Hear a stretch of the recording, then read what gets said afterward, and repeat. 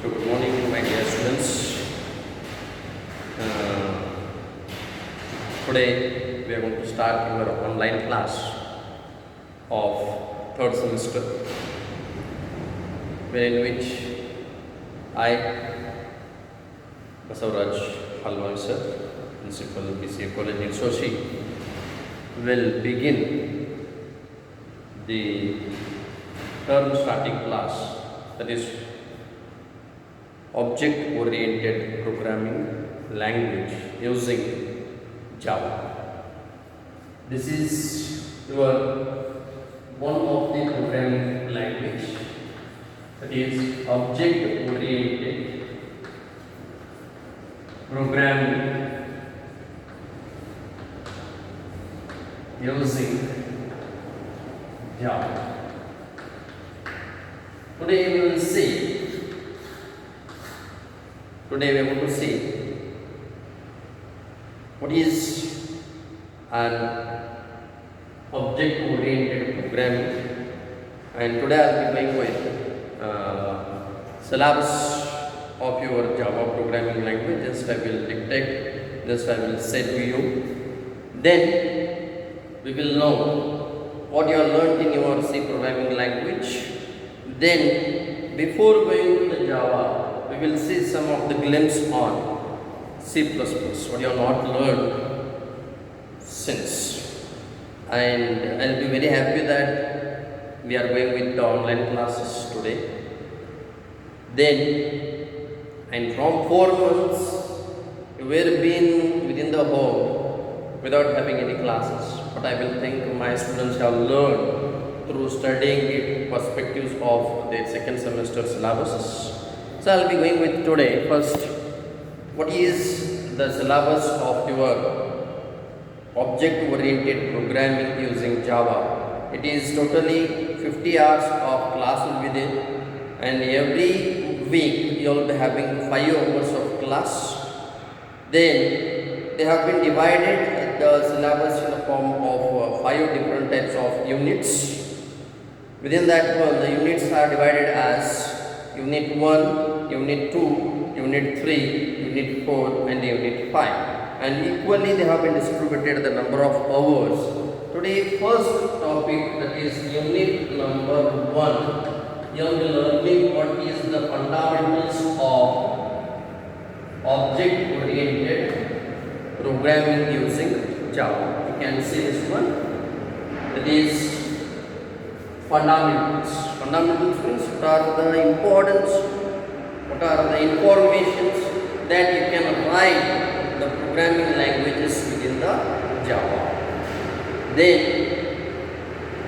here within this one you are going to see what is the object oriented programming means, the differences between procedural and object oriented programming, basic concepts of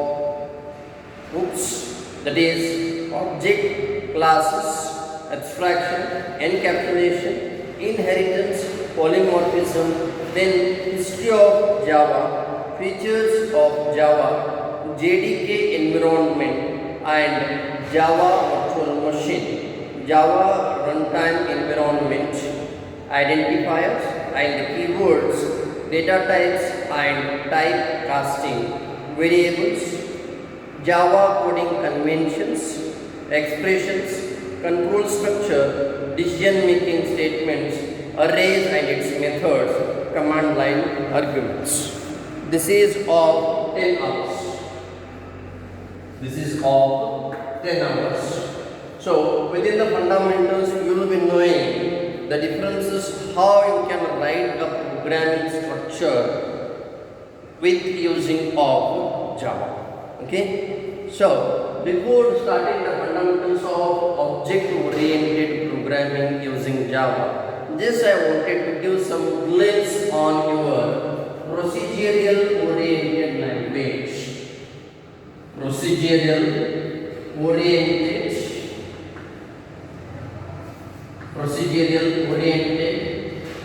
programming language. What you already learned in the programming perspective over there within the first semester, that is nothing but called as C programming. Now learned this one within the first semester. C means it is a programming structure. It is a programming language, well structured, well defined, and it is going to use some strict informations to write any programming perspectives. So on that basis, you are going to write the programs in the form of starting with void main. You want to start with void main. Over there you are going to write some information what you want to display, and you are going to close the brackets, and with using some of the user defined functions you are going to define your programming perspective, and you are going to close the statements. So this is you have already seen in your C programming language. That is the thing what called as what? Procedure. Procedure stands for a function. Procedure is nothing but called as a function. And here within the C, each of the data, if you want to move from one end to the other end or other end to the another next end, you will be defining all the things using with the function. For example, void main is one of the function. User defined functions are the another type of functions. So the data will be moving in a form of functions to functions.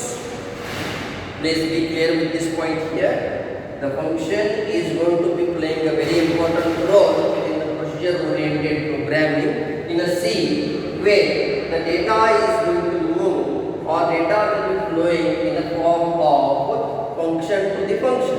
If I am going to write something within there, we can call this one as calling function. This is nothing but called as calling function, and this is nothing but called as a call function. So calling function will send the information to the call function, and call function is going to do some information, or it is going to calculate, it is going to compare, it is going to rearrange, each and everything will be done, and the call function will be sending the information or a data or a result to the calling function, which is nothing but called as procedure oriented programming. Just I will repeat once again to you, where calling function will send the information to the called function, and within the called function you are going to read, write, do comparisons, do multiplications, do computations, do each and everything over there, and whatever the result will come within the function of user defined or called functions will be sent to the main function. We can call this one as procedure oriented programming language. Procedure stands for function to function and function to other function. But here there is a problem. What is the problem? When there is a part of programming, if only two functions are there, is no any problem. If you have another function called as true, return to, and another function called as 3. So there are three different types of functions which are related to the main program. Function 1, function 2 and function 3. You are having three different types of functions defining or called by a particular function called as main program, where data security is not going to be there. The aspect of data securing is not done, because whatever the information or whatever the values will be sending to the main function are copied to function 1. Whatever the function, the main function is going to have information will be sent to function 2 as well as function 3. So whatever you are going to read, whatever you are going to write, or whatever the computations you are going to do, which will be done by each of the functions. So there is no any security of your program or security of a data. So for that sake, they came across to the object oriented programming language. Why the programming of OOPS came to existence? Because of securing the data.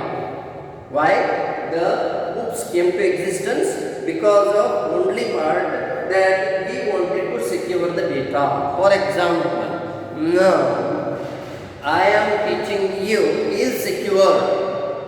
because I am teaching to you and you are listening to me. Is it right? If I am teaching to everyone becomes a procedure, because I am only one person teaching to everyone. That is nothing but called as procedure. If the information is going to be flown one by one to the other, it becomes the procedure. If the information goes and stores within only one, we can call that one as object oriented. This is the differences you are going to have. This is the first difference you will be having. The data security is most important, which could not be cached or cannot be resolved by using your procedure oriented programming language. That can be done by using your OOPS concept. That is nothing but called as OOPS. OOPS stands for Object Oriented Programming System or a programming language, whatever you can call them. Here, whatever the informations you are going to write, which is